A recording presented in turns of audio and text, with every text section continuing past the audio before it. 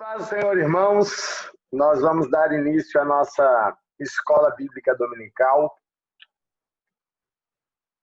E nós estamos estudando a carta de Tiago. Chegamos no último capítulo e hoje a gente vai ver mais uma sessão dessa carta tão prática, né? De vida cristã tão prática. E eu quero, antes de nós começarmos, eu quero orar com vocês para que a gente possa, então, ler a palavra de Deus. Senhor, obrigado, Senhor, pela graça de podermos estudar as Tuas Escrituras, Senhor. Obrigado, Senhor, pelo privilégio que temos de poder aprender os Teus ensinamentos, Senhor. De poder estudar a Tua palavra, Senhor, e poder praticá-la, Senhor. Obrigado, Senhor, pela liberdade que temos em nosso país, Senhor, de poder anunciar o Teu Evangelho, de estudá-lo, Senhor. De não precisarmos esconder a nossa fé, Senhor. Mas, Senhor, prepara-nos, ó Pai, para dias de provações, dias de lutas que virão, Senhor. Dias mais difíceis que estão por vir, Senhor. Ajuda-nos, Senhor, a sermos servos fiéis e íntegros, Senhor, até a sua volta, Senhor. Ajude-nos, Senhor, a sermos achados, ó Pai, fiéis a Ti, Senhor. E que o Teu nome seja glorificado em nossas vidas, Senhor. Eu peço a Deus, em especial, Senhor, pela vida do Geraldinho, da Lorena, Senhor, com aquele vírus, Senhor, que eles fiquem bem, que eles passem por tudo isso e possamos nos alegrar, ó Pai, com o cuidado que o Senhor teve com o seu povo, ó Deus. Peço, Senhor, pela vida da Keila, com a família dela, Senhor, e tantos outros, Senhor, que têm passado por dificuldades, Senhor. Fortaleça a nossa fé a cada dia, Senhor. Fortaleça a fé dos nossos irmãos, ó Pai, e que juntos possamos nos alegrar, ó Pai, na vitória do Teu povo, ó Deus. Em nome de Jesus. Amém. Amém. Eu quero convidar vocês a abrirem aí em Tiago, no capítulo de número 5. Tiago, capítulo de número 5. E só lembrar vocês uma coisa aí, tá? Talvez algumas vezes vocês fiquem com vergonha de mandar perguntas ou de acrescentar alguma coisa. Falando aí, talvez vocês fiquem com vergonha, porque depois a gente grava, bota lá no YouTube e aí fica, eu vou ficar aparecendo lá perguntando. Então, tem o chat aqui também, tá? Então, você clica aí embaixo aí, tem chat. Aí você vai lá e escreve lá a sua pergunta, algo que você quer acrescentar, que eu tenho certeza que isso enriquece muito a nossa escola bíblica. Bom, Tiago, capítulo 5, e hoje a gente vai ler do versículo 7 até o versículo 12. Tiago 5, do 7 ao 12. Diz o seguinte: Sede, pois, irmãos, pacientes até a vinda do Senhor. Eis que o lavrador aguarda com paciência o precioso fruto da terra até receber as primeiras e as últimas chuvas. Sede vós também pacientes e fortalecei o vosso coração, pois a vinda do Senhor está próxima. Irmãos, não vos queixeis uns dos outros, para não serdes julgados. Eis que o juiz está às portas. Irmãos, tomai por modelo no sofrimento e na paciência os profetas, os quais falaram em nome do Senhor. Eis que temos por felizes os que perseveraram firmes. Tendes ouvido da paciência de Jó e viste que fim o Senhor lhe deu? Porque o Senhor é cheio de terna misericórdia e compassivo. Bom, na semana passada nós vimos que Tiago, ele mesmo escrevendo aos irmãos, porque essa carta é uma carta endereçada à igreja, Tiago parou e falou também para ricos que não eram cristãos, porque ele fala do tratamento que esses ricos estavam dando aos pobres. Ele fala que esses ricos estavam enriquecendo, roubando dos pobres. E agora Tiago volta a se dirigir somente à igreja. Ele volta a se dirigir somente aos irmãos. E ele vai falar sobre um assunto que não é um assunto agradável da gente ouvir quando as coisas estão complicadas, quando as coisas estão difíceis. Não é a coisa que a gente quer que alguém peça a gente quando a gente está nervoso. Não tem aquela hora que você está nervoso, irritadíssimo, que alguém fala assim: ei, seja paciente, espera um pouco. Parece que quando a pessoa vira para a gente e fala seja paciente, ela acabou de tomar a última dose de paciência que a gente tinha, não é? A gente quer enganar essa pessoa. Paciência, paciência, né? Mas, irmãos, eu sei que muito provavelmente esse não é o conselho mais agradável e nem mais desejoso de se ouvir. Mas é um conselho bíblico. E quando nós não gostamos de ouvir sobre algo e a Bíblia trata desse algo, aí então é que a gente precisa. Porque isso demonstra que isso ataca, isso fere o nosso caráter.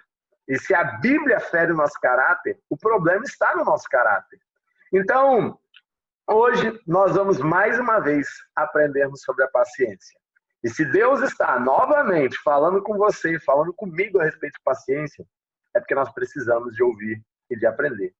A Bíblia, Tiago não só fala da paciência, mas Tiago também dá uma motivação para ela, né? Tiago fala, seja paciente, mas ele dá um motivo para ser paciente. Qual é esse motivo? O motivo está no versículo 7 mesmo. Ele fala, seja, pois, irmãos, pacientes até a vinda do Senhor. Então, ser paciente por quê? Ser paciente porque o Senhor está às portas. Ser paciente porque o Senhor está voltando. Seja paciente porque nós temos motivo para isso. Em Tito, capítulo 2, versículo 13, olha o que Paulo fala. Paulo fala que essa é a bendita esperança de todo cristão.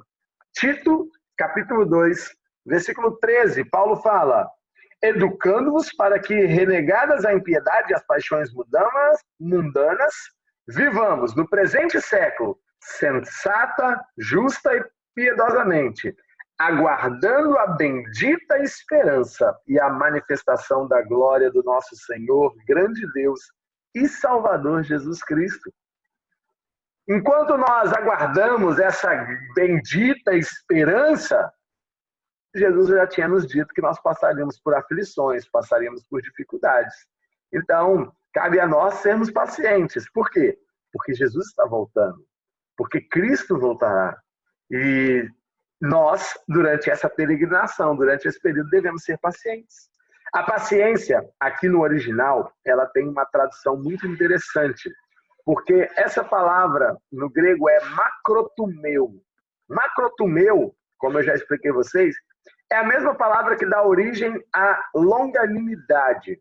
Longanimidade é a capacidade de ir além do normal. E a Bíblia diz que o cristão é um povo longânimo. Então, essa palavra, traduzindo, tem uma expressão no grego muito interessante. Macrotumeu, no grego, quando alguém falava para alguém, olha, macrotumeu, estava dizendo para a pessoa o seguinte, permanece firme, no mesmo lugar que você está, ainda que você deseje fugir disso. Ainda que você esteja com muita vontade de fugir dessa situação, permaneça firme. Continue aí. Não desista. A macrotumeu não é só paciência, mas é uma paciência perseverante. Ou uma perseverança paciente. O que o Tiago vai nos ensinar é que nós devemos ser perseverantes e pacientes. Nós devemos continuar, prosseguir. Porque a volta do Senhor está próxima. Mas Tiago vai usar 3 exemplos, 3 ilustrações para nos ensinar sobre paciência. A primeira ilustração que Tiago usa aí está no versículo de número 7. E olha o que diz aí, acompanhe comigo. Sede, pois, irmãos, pacientes até a vinda do Senhor. Eis que o lavrador, em outras expressões, tem o agricultor. Então, um homem impaciente, ele não serve para ser agricultor. Eis aqui um modelo disso, irmãos. Toda paciência que eu tenho, toda perseverança vem de Cristo. Não foi me dado nem uma gota disso no nascimento. Na personalidade eu não tenho isso. Em Cristo eu tenho. Mas nenhuma planta cresce da noite para o dia. Já vi isso, você vai plantar, eu vou plantar uma árvore. Meu irmão, plantar uma árvore é uma coisa que você não pode estar com pressa para acontecer, né, Betinho? Plantar uma árvore não é uma coisa que você pode ficar assim, cresce, cadê o fruto, cadê o fruto, cadê o... Principalmente as que têm fruto. Porque tem árvore que até cresce um pouquinho mais rápido, né? Talvez não demora tanto para crescer, mas as que tem fruto, meu Deus do céu, ela precisa primeiro que você planta, você rega, você vai adubando ela, você vai cuidando dela, ela vai crescer, depois que crescer, você ainda tem que esperar ela começar a dar fruto. Nenhuma planta cresce da noite para o dia. Aliás, talvez as ervas daninhas. Eu me lembro quando estava no seminário lá em São Paulo, e um dos nossos afazeres era cuidar do seminário. Irmãos, eu vou falar uma coisa para vocês. A gente plantou uma horta, a gente fez uma horta lá no seminário. Para aquela horta crescer, que luta que foi. Mas para as ervas daninhas que cresceram em volta daquela horta, eu vou falar para você, tá? Que vida, que força que essas ervas daninhas têm. Você corta da raiz, se você deixar um fio, é capaz de nascer outra. O agricultor precisa ser paciente. O agricultor tem que ser paciente com o tempo. Por quê? Porque nenhum agricultor controla as estações. Aliás, a falta de chuva é um problema, o excesso dela também é um problema. Então, o agricultor tem que ter paciência com o clima. Ele tem que ter paciência também com a semente e com a colheita. As plantas demoram a crescer e, principalmente, como eu já disse aqui, as que têm fruto. E isso é muito interessante, a expressão que o Tiago está usando, porque quando o Tiago vai falar sobre o agricultor, ele está falando com um povo que trabalhava com a terra, com um povo que plantava, com um povo que sabia o que era agricultura. E os agricultores de Israel, só lembrando que Israel está no hemisfério norte, então quando nós estamos no verão, Israel está no inverno. Então, o outono é o mês em que os agricultores de Israel plantavam. É o mês que eles iam trabalhar a terra, plantar. E aí as primeiras chuvas que eram para amolecer a terra, para trabalhar ela, vinham. E enquanto as últimas chuvas, que era para ajudar a amadurecer a plantação, para que a plantação pudesse começar a dar frutos, essas chuvas só vinham em fevereiro e março. Imagina, eu planto em outono, eu tenho que esperar outono, novembro, dezembro, janeiro, fevereiro e março. São 6 a 7 meses só para vir uma chuva que vai, então, depois dessa chuva, começar a dar frutos. O agricultor certamente é um bom exemplo de paciência para nós. E por que o agricultor ele espera com tão bom grado? Por quê? Não é possível ter tanto trabalho assim para nada? É só porque ele é paciente mesmo? É o talento dele ser paciente? Não. O agricultor espera de bom grado por causa de uma coisa. E Tiago descreve isso também. Observe aí comigo. Tiago fala bem assim: eis que o lavrador aguarda com paciência o quê? O precioso fruto da terra. Por que o lavrador espera? Porque tem um bom fruto. Tem um fruto precioso que ele vai colher. Por isso que a espera dele vale a pena. Por que vale? A colheita faz a espera valer a pena.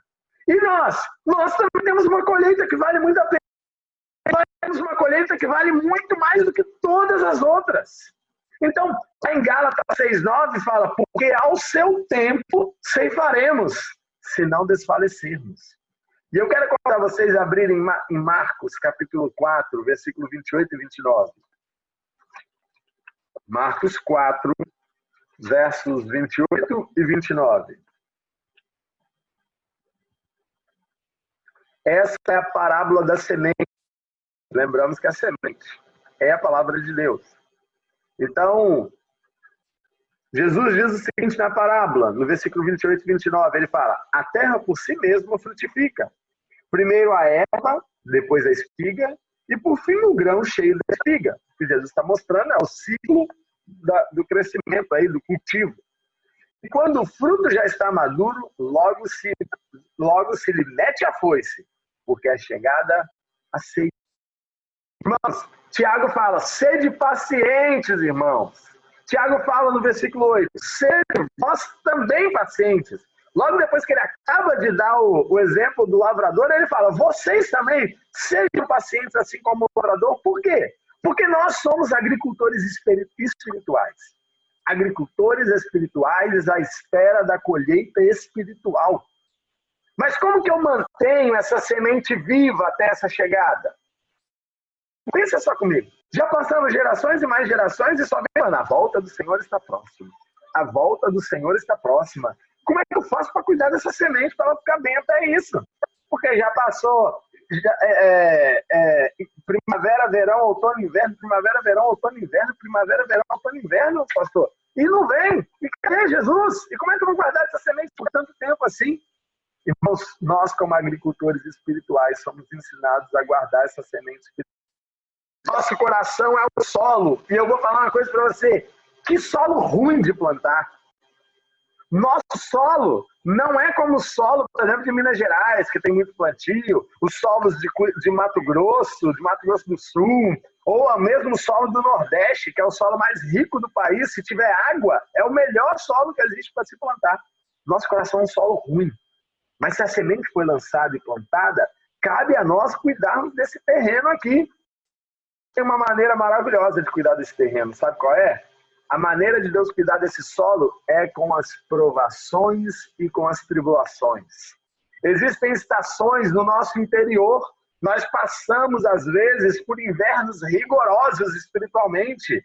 Chegamos a ter hipotermia espiritual. E então vem Deus, e Deus traz, ele começa a trabalhar esse solo, a arar esse solo e a plantar a semente nesse solo. E como que Deus cuida desse solo? Com as provações e tribulações. E como que eu me mantenho firme, cuidando dessa semente? Sendo paciente, como o agricultor também é paciente. Por quê? Porque tem uma colheita. Vai vir a colheita, irmãos. E nós vamos ceifar. O povo judeu, nós precisamos de guardar essa esperança de vida, em nossos corações. era alguém abençoado por Deus. Isso os discípulos também achavam. Então, quando os discípulos ficaram maravilhados, então quem é que vai herdar o reino dos céus? Assim, se quem está rico, quem é abençoado por Deus, quem tem uma vida com Deus, não vai entrar. Imagina o pobre que é amaldiçoado por Deus. Essa ideia entrou dentro das igrejas. Essa ideia chegou até os nossos povos. Então, o livro de Jó nos ensina que essa ideia é errada, que essa ideia é uma heresia. Jó era um homem reto, íntegro. Jó era um homem que Satanás não achou uma acusação para fazer na vida dele. Imagina, o acusador não achou acusação. É muita inutilidade na vida de uma pessoa. Mas Jó sofreu. Mesmo não tendo falha na vida dele ali, mesmo não tendo Satanás do que acusá-lo, mesmo o próprio Deus dizendo, Jó é um homem íntegro e reto. A história de Jó, ela prepara o caminho para outro muito maior que ele.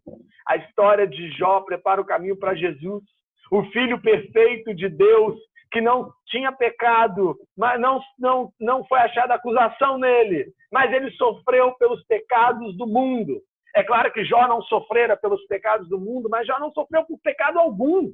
Jó sofreu pela integridade do coração dele, assim como o povo de Deus. E qual é o fim de Jó? No versículo 11 mesmo fala qual é o fim de Jó. Aqui em Tiago 5 fala, porque o Senhor é cheio de terna misericórdia e compassivo. Qual é o fim de Jó? O fim de Jó é que Deus se revelou a Jó na terna misericórdia e compaixão. Jó encontrou-se com Deus de uma maneira nova e mais profunda. Jó se aproximou de Deus. Os sofrimentos transformaram o caráter de Jó e fizeram com que Jó tivesse uma vida mais íntegra, mais reta, mais próxima de Deus. O importante não é ter uma vida correta. O importante é ter uma vida correta por causa de Cristo. Amados, quando nós vemos que nós estamos no meio do fogo, a gente pode saber de uma coisa. O termostato está na mão de Deus. E para quem não sabe termostato, o que é? Termostato é aquilo que mantém a temperatura. Então saiba de uma coisa, querido. Se você está sendo provado, o fogo da fornalha, quem decide a quentura não é Nabucodonosor. É Deus. É Deus quem decide qual é o calor dentro dessa fornalha. É Deus quem decide o tamanho da onda. É Deus quem decide a força do vento. É Deus quem decide todas as coisas. Jó, no capítulo 23, versículo 10, ele fala o seguinte, mas Deus sabe o meu caminho. Se ele me provasse, sairia eu como o ouro. Já sabia que as provações não eram para acabar com ele, eram para purificá-lo. Meus irmãos, Satanás deseja que nós fiquemos impacientes com Deus. Sabe por quê? Porque um impaciente, um cristão impaciente é uma arma na mão do diabo. A impaciência de Moisés impediu ele de entrar na terra prometida. A impaciência de Abraão levou... É uma arma na mão do diabo. A impaciência de Abraão levou ao nascimento de Ismael. A impaciência de Pedro quase transformou ele num assassino. E a impaciência de Pedro também fez com que ele negasse ao Senhor. Porque o Senhor falou para ele, Pedro, você vai me negar. Ele falou, Senhor, eu de maneira nenhuma. Os outros sim, mas eu não. Quando a verdade era para Pedro se calar e falar, Senhor, o que eu faço? Irmãos, qual que é a resposta, então, para que a gente aprenda a ser paciente como Jó? É saber que a graça de Deus nos basta. É saber que Cristo nos é suficiente.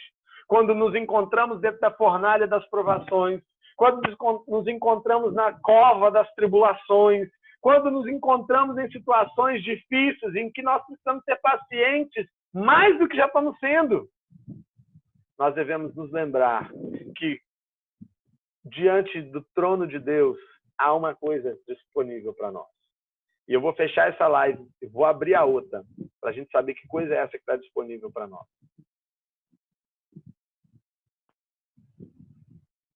Continuando, então, qual que é a resposta, então, que nós temos para a pergunta de qual é o segredo da vida de Jó? Como que eu faço para ser perseverante assim como Jó?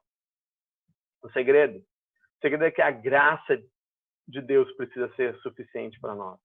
Enquanto as coisas ocuparem lugar em nossa vida, enquanto os desejos cobiçosos e avarentos tiverem lugar principal no nosso coração, nós vamos sofrer com a impaciência.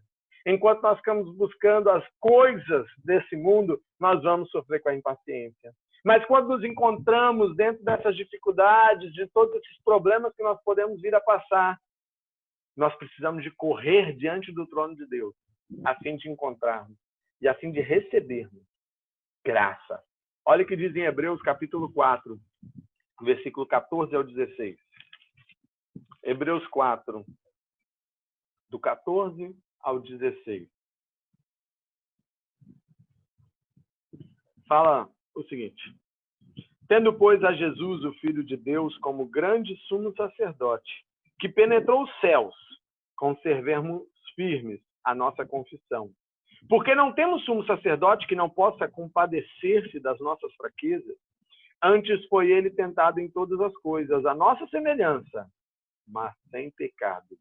Acheguemo-nos, portanto, confiadamente, ou ousadamente, junto ao trono da graça, ao trono de Cristo, a fim de recebermos misericórdia e acharmos graça. Para quê? Para socorro em ocasião oportuna. Meu irmão, está vindo situações que estão te deixando impaciente? Está vindo situações que estão provando a sua paciência? Corre ao trono de Jesus, que lá você vai encontrar graça e misericórdia, assim, para que você possa usar nessa ocasião oportuna, para que você possa ser socorrido disso. Por fim, nós temos o versículo de número 12. E o versículo 12 fala o seguinte: acima de tudo, porém, meus irmãos, não jureis nem pelo céu, nem pela terra, nem por qualquer outro voto. Antes seja o vosso sim, sim, e o vosso não, não, para não cairdes em juízo. Irmãos, esse é outro versículo que parece estar fora de um contexto, não é verdade? A gente lê e fala, espera, Tiago está falando de sofrimento, de paciência, do nada a gente fala sobre juramento. O que isso tem a ver com isso tudo aqui? Irmãos, isso tem tudo a ver. Só quem já sofreu, só quem já passou provação, sabe o que isso aqui tem a ver. Sabe por quê? Porque quando nós passamos por dificuldade, é fácil dizer coisas impensadas e tentar barganhar com Deus. É fácil fazer votos impossíveis de serem cumpridos. Quando você está no sofrimento, você é capaz de prometer qualquer coisa. É por isso que existem tantos advogados mau caráter que ganham dinheiro. Porque eles estão na porta da cadeia, com uma família de sofrimento por causa de alguém que fez alguma coisa errada e está lá dentro sofrendo. A família aqui fora está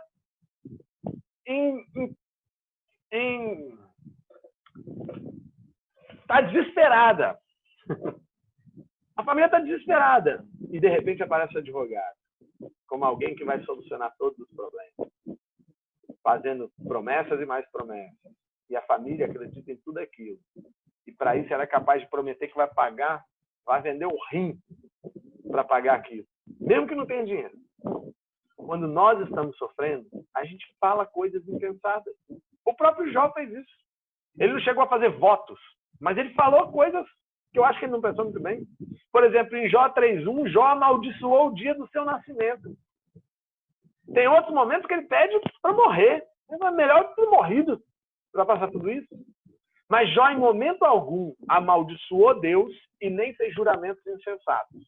Ele pode ter falado coisas não tão sábias, mas a gente tem que entender que aquele homem estava num sofrimento enorme. E graças a Deus ele também tem um sacerdote que se compadece. Mas ele não fez juramentos insensatos. E nós, diante de provações, diante de situações difíceis, temos uma grande tentação. A tentação de fazer votos e fazer juramentos insensatos. E, sem dúvida, Tiago está lembrando de um ensinamento de Jesus no Sermão do Monte.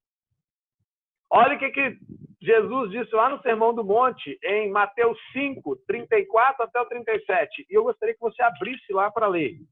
Mateus 5, 34 ao 37. Olha o que diz.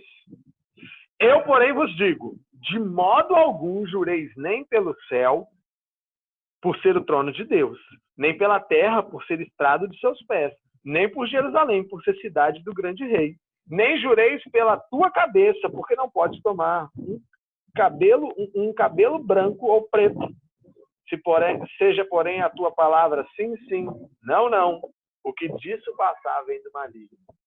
Irmãos, é muito interessante porque os judeus eles tinham um costume de usar uma série de juramentos para corroborar suas afirmações. Para que seja garantida a palavra, eles faziam juramento. Eles tinham sempre um cuidado. O cuidado de não fazer juramentos usando o nome de Deus. Por quê? Porque se eles usassem o nome de Deus, aquilo seria uma blasfêmia. Então, para não cometer blasfêmias, eles juravam, às vezes, ou pelo céu, ou pela terra, ou por Jerusalém, ou pela própria cabeça, sabe? Se eu não cumprir isso, que seja cortada a minha cabeça fora. Eu juro pelo meu pescoço, algo do tipo assim, sabe? Só que Jesus ensina para eles uma coisa. É impossível você evitar envolver Deus nos seus juramentos. E por quê? Porque o céu é o trono de Deus. A terra é o estrado dos pés dele. Jerusalém é a cidade do grande rei, a igreja. E quanto à própria cabeça? A própria cabeça, de que adianta? Você não é capaz de cuidar nem de um fio de cabelo seu, sem que Deus permita. Não, nós não podemos fazer nada sem a vontade de Deus. Então, Tiago nos ensina a sermos cautelosos também nos momentos de sofrimento. Nos momentos de sofrimento, meu irmão, evita fazer juramentos. Cuidado. Aliás, uma coisa interessante. Que necessidade tem o cristão de fazer juramentos? A sua palavra deveria ser suficiente para qualquer coisa. Se você chegou ao ponto de precisar fazer um juramento, significa que o seu caráter precisa ser moldado. Significa que o seu caráter precisa ser transformado. Porque Jesus adverte que qualquer coisa que passa de um sim ou de um não é do maligno. Por quê? Porque alguém que precisa de fazer juramentos para que a sua palavra seja confiável é alguém que é do maligno. Um cristão tem que ser a sua palavra confiável. Quando ele disser, eu vou, as pessoas ficam, ele vem. Quando ele disser, eu não vou, as pessoas ficam, ele não vem. Quando ele disser, eu vou pagar, ele vai pagar, pode ficar tranquilo. Ele vai pagar. Sabe por que nós esperamos há tanto tempo a vinda do Senhor? Porque a palavra dele é certa. A palavra dele é verdadeira. Um dos propósitos do sofrimento é construir em nós cristãos um caráter de Cristo. Se durante o sofrimento você precisa de fazer juramento, significa que o nosso caráter não foi transformado. Significa que o seu caráter não foi moldado. E você precisa passar por mais sofrimento para que seja moldado, para que seja transformado. Portanto, meus irmãos, o que Deus deseja é nos encorajar a ter paciência em tempos de sofrimento. Como um agricultor, nós estamos à espera da grande colheita, pois os frutos serão glorificados a Deus. Como profetas, nós buscamos oportunidade de testemunhar e de compartilhar a verdadeira vontade de Deus, de compartilhar a palavra verdadeira de Deus. E para isso, vamos passar por sofrimento e vamos ser pacientes no meio do sofrimento. E como Jó, nós esperamos o Senhor cumprir o seu propósito amoroso em mim, o seu propósito amoroso, sabendo que jamais causará qualquer sofrimento desnecessário nas nossas vidas. Deus não fica brincando com você, não. Deus fica tratando você, trabalhando a sua vida. Também como Jó, depois que nós passamos pela nossa fornalha da aflição, nós vamos ter uma visão mais nítida, mais limpa, mais verdadeira do Senhor e conheceremos Ele melhor. Portanto, meus irmãos, a palavra de Deus para o seu coração nessa manhã é: sede pacientes, pois a vinda do Senhor está próxima. Amém?